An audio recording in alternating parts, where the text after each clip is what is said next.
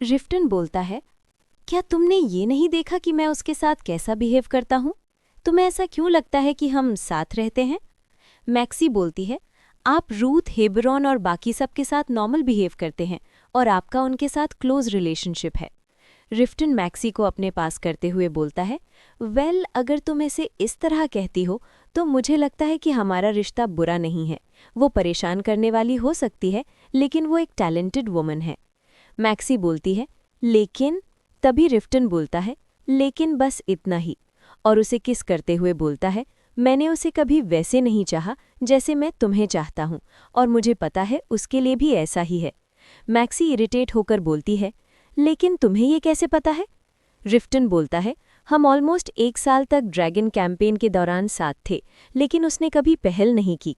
ये सुनकर मैक्सी काफ़ी उदास हो जाती है कि वे 1 साल तक साथ थे।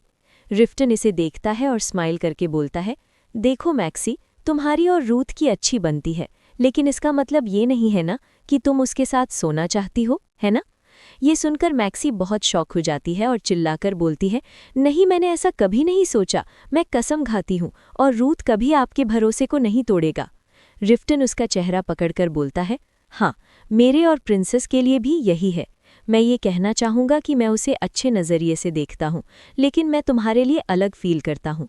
मैक्सी बोलती है, और तुम मेरे बारे में क्या फील करते हो? रिफ्टन उसके फोरहेड पर किस करते हुए बोलता है, मैक्सी, तुम मेरी इकलौती फैमिली हो, हालांकि अगर हमारा एक बच्चा होगा तो हम 3 हो जाएंगे। मैक्सी बोलती है, क्या तुम्हें एक बच्चा चाहिए? रिफ्टन बोलता है, हाँ, ये अच्छा होगा। फिर उसके बालों पर किस करके बोलता है, सोचो, एक बच्चा जिसके लाल बाल और ब्राउन आईज हो, जो इधर उधर रेंग रहा हो, वो कितना प्यारा होगा। तभी मैक्सी स्माइल करके बोलती है, मैं चाहूँगी हमारे बच्चे के बालों का रंग ब्लैक हो।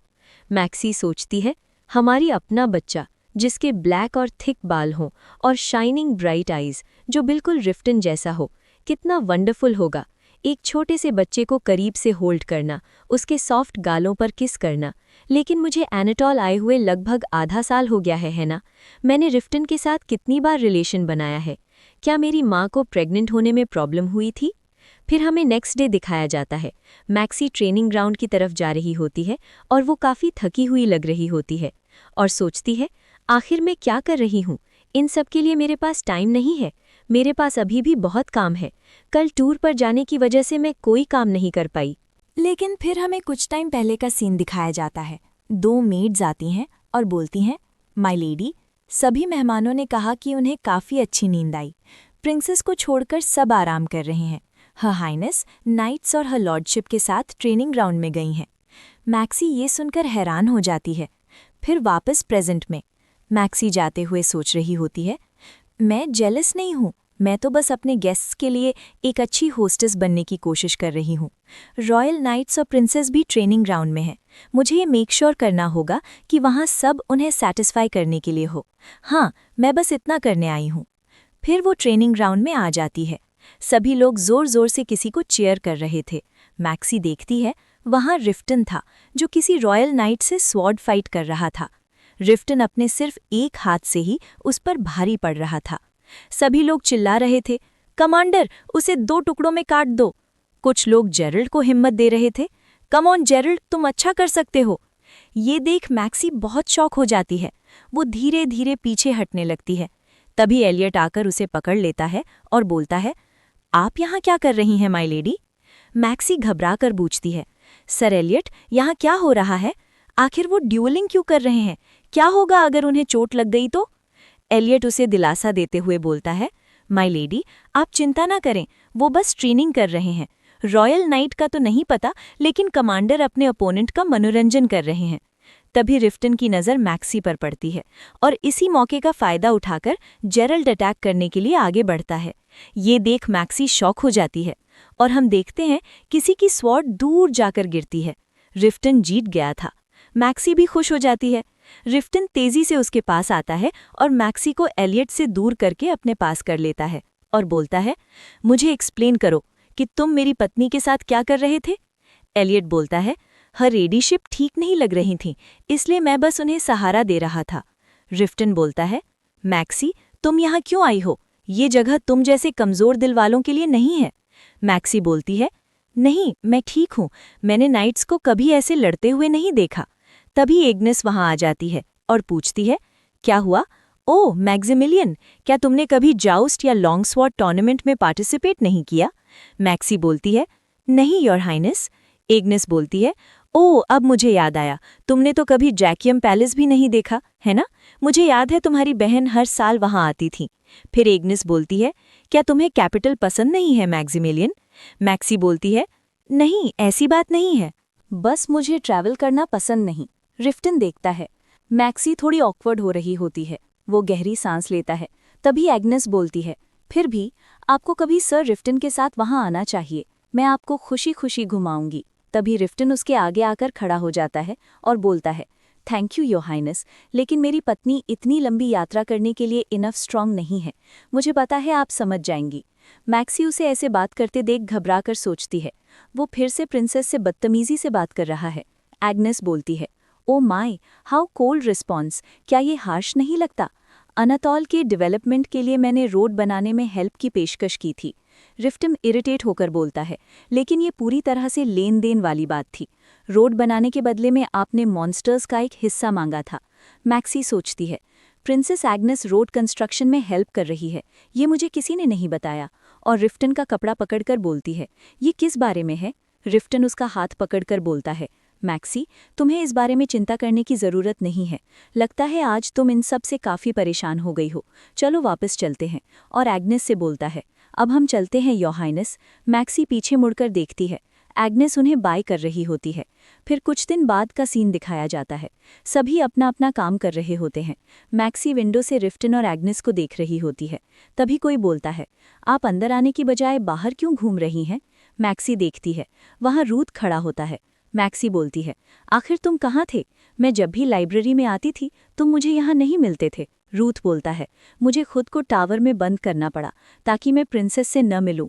मैक्सी पूछती है, क्या तुम्हारी उनके साथ नहीं बनती? रूथ बोलता है, वो सॉर्सरर होने और नॉर्नुई में ट्रेन होने के कारण मुझे रेबल के अलावा कुछ नहीं समझती। रूथ ऑकवर्ड फेस बनाकर बोलता है, अभियान के दौरान उसने ये मेक श्योर किया कि मुझे बहुत मुश्किलें झेलनी पड़े। अगर हो सके तो मैं उससे कोई वास्ता नहीं रखना चाहता। उस टाइम के बारे में सोचकर ही मेरा पेट खराब हो जाता है। मैक्सी उसे ऐसे देखकर सोचती है, क्या ये इतना बुरा था? और बोलती है, मुझे नहीं पता था, तुमने कभी भी इस बारे में नहीं बताया जब भी प्रिंसेस के बारे में बात करते थे। रूथ बोलता है, मुझे इन नेगेटिव बातों को बताने का कोई रीज़न नहीं लगा। मैक्सी बोलती है, मुझे वो बुरी नहीं लगती एज अ बैड पर्सन। वो टैलेंटेड है और कभी कभी फेयर भी होती है, नाइट्स के साथ भी अच्छी है, लेकिन मुझे वो थोड़ी डिफ़िकल्ट लगती है। मैक्सी बोलती है, सच कहूँ तो मैं भी उनके साथ ईजी फील नहीं करती। फिर वो काफ़ी नर्वस होकर बोलती है, जबकि वो एनाटोल की हेल्प कर रही है, इसलिए मैं ऐसी फीलिंग रखने के लिए गिल्टी फील करती हूँ। तभी रूथ बोलता है, अगर आप प्रिंसेस का वेलकम करके खुश होती तो ये अजीब होता, क्योंकि कभी वो आपके हस्बैंड के लिए मैरिज मैच थी। रूथ बोलता है, मेरा भरोसा करे माय लेडी, वो ऐसे ही हमारी हेल्प नहीं कर रही। मैक्सी बोलती है, हाँ मुझे पता है, उन्होंने बदले में मॉन्स्टर लूट मांगा है। रूथ बोलता है, बिल्कुल, ये सौदा प्रिंसेस के लिए काफ़ी लाभदायक है और मुझे यकीन है वो इस मौके का फ़ायदा उठाकर रिफ्टन को कैपिटल ले जाना चाहती है। मैक्सी पूछती है, ऐसा क्यों? रूथ बोलता है, मुझे समझ नहीं आ रहा आखिर वो इतनी दूर क्यों आई है। किंग रूबन रिफ्टन को अपने पास रखना चाहता है। ऑफ कोर्स मुझे डाउट है कि वो कभी मानेंगे, चाहे प्रिंसेस कितनी भी कोशिश करे, क्योंकि नाइट बनने के बाद ड्रैकियम में आने वाले नोबल से उन्हें काफ़ी अपमान सहना पड़ा। भले ही वे अपना रास्ता बदल लें, लेकिन मुझे नहीं लगता वे उनकी कंपनी पसंद करेंगे। और वो ड्रैकियम क्यों जाना चाहेंगे जहाँ सिर्फ सेल्फिश और प्लॉटिंग लोग हैं, जब वो यहाँ किंग बन सकते हैं? मैक्सी कंफ्यूज होकर बोलती है, क्या किंग? रूथ बोलता है, सर रिफ्टन को एनाटोल से बहुत लगाव है। उन्होंने कोई रास्ता नहीं छोड़ा उस बंजर और बेकार लैंड को एक विलेज में बदलने के लिए जैसा वो आज है। कोई शक नहीं, सिर्फ एनाटोलियंस के लिए सर रिफ्टन किंग रूबन से भी ग्रेटर लीज है। मैक्सी सोचती है, ये लैंड रिफ्टन के लिए बहुत स्पेशल है, काश मैं भी उसकी कुछ हेल्प कर पाती। रूथ गहरी सांस लेकर बोलता है, इन एनी केस प्रिंसेस ज़्यादा टाइम तक यहाँ नहीं रुकेगी, वो जल्दी वापस लौट जाएगी। जब उन्हें ये एहसास हो जाएगा कि सर रिफ्टन बहकने वाले नहीं हैं तो सहन करे माय लेडी, और मैं जहाँ तक हो सके उससे बचा रहूँगा। तभी डोर पर नॉक होता है। गैरो और उली अंदर आते हैं। गैरो बोलता है, परेशान करने के लिए माफ़ करना सॉर्सरर रूथ, लेकिन हर लॉर्डशिप ने आदेश दिया है कि आप अगली रेड पर जाएंगे। उली एक्साइटेड होकर बोलता है, मैं आपको एस्कॉर्ट करूंगा। और मैक्सी को देख खुश होकर बोलता है, good afternoon my lady. Maxi और रूथ दोनों ऑकवर्ड हो जाते हैं। फिर हमें दिखाया जाता है मैक्सी उसे देखने बाहर जाती है, लेकिन रूथ इससे बिल्कुल खुश नहीं था। मैक्सी सोचती है, क्या ये गलत है कि मुझे जेलसी हो रही है? तभी लूडिस बोलती है, माय लेडी, रोड्रिगो ने आपको सिल्वरवेयर इंस्पेक्ट करने की रिक्वेस्ट की है। मैक्सी बोलती है, ठीक है, मैं अभी किचन में जाती हूँ, और सोचती है, ये सही है, मुझे बस लगन से अपनी ड्यूटीज़ पूरी करनी है।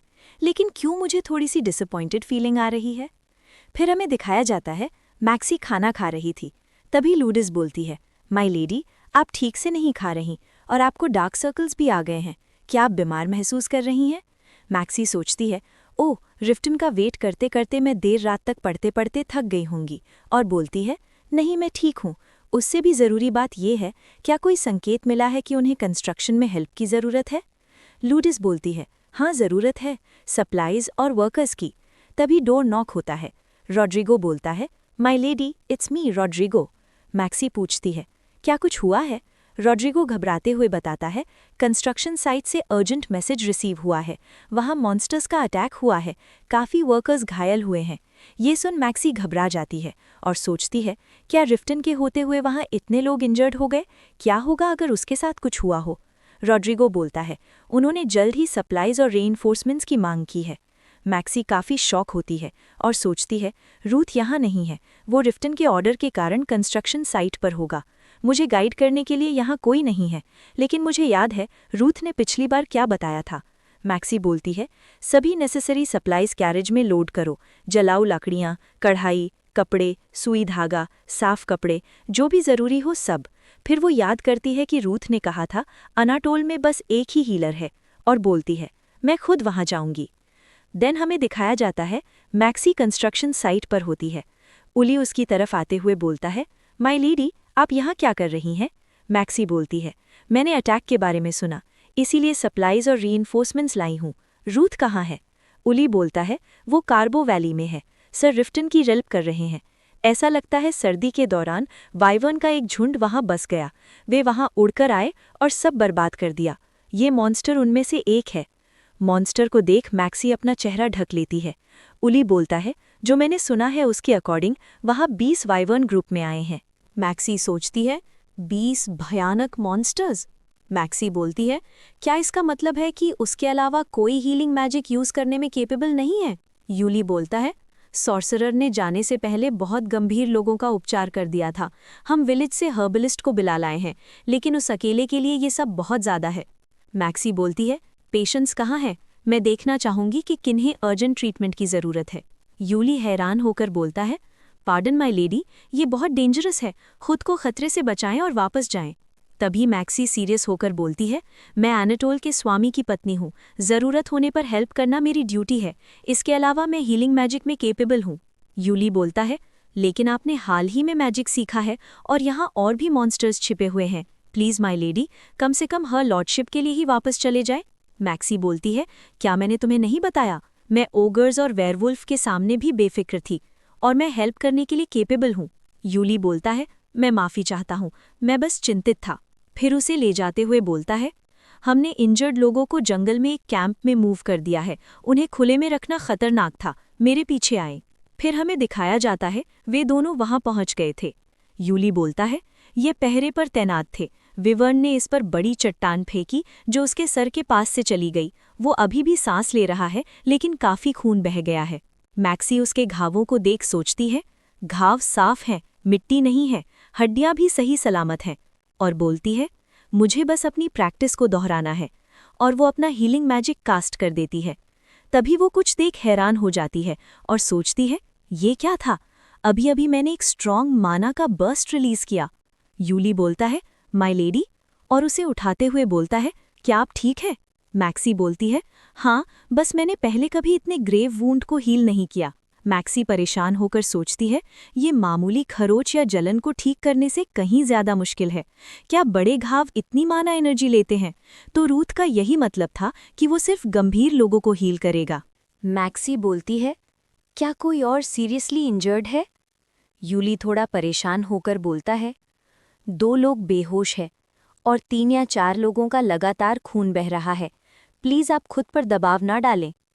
मैक्सी स्माइल करके बोलती है, मैं ठीक हूँ, मैं बिना मैजिक का यूज़ किए भी इमरजेंसी में ट्रीटमेंट प्रोवाइड कर सकती हूँ और मैं बस उतना माना यूज़ करूँगी जितने की ज़रूरत हो। प्लीज़ मुझे वहाँ ले चलिए। फिर हमें दिखाया जाता है मैक्सी इंजर्ड लोगों को ट्रीटमेंट दे रही थी। वो काफ़ी थकी हुई लग रही थी। वो बोलती है, इनका हाथ एक जगह रखना और बाहर से बुखार की दवा लाकर इन्हें पिला देना। आदमी बोलता है, जी माय लेडी। मैक्सी बाहर आ जाती है और सोचती है, मेरा सर दर्द कर रहा है, शाम हो गई है, रिफ्टन अभी तक वापस नहीं आया है। ठीक है, मुझे बस आराम करने के लिए एक जगह चाहिए। तभी एक सोल्जर वहाँ एक और इंजर्ड को ले आता है और बोलता है, माय लेडी, ये आखिरी है, लेकिन इसका घाव बहुत गहरा है, क्या आप ठीक रहेंगी? सबका ध्यान रख लिया है, स्काउट्स आते ही जो चल सकते हैं उन्हें एनाटॉल भेज देंगे। मैक्सी सोचती है, बस ये आखिरी है, ये मेरे लिए एक चैलेंज जैसा है, मुझे इसे मैनेज करने के लिए केपेबल होना चाहिए, और उसकी तरफ हाथ बढ़ाती है। और इसी के साथ ये पार्ट खत्म होता है।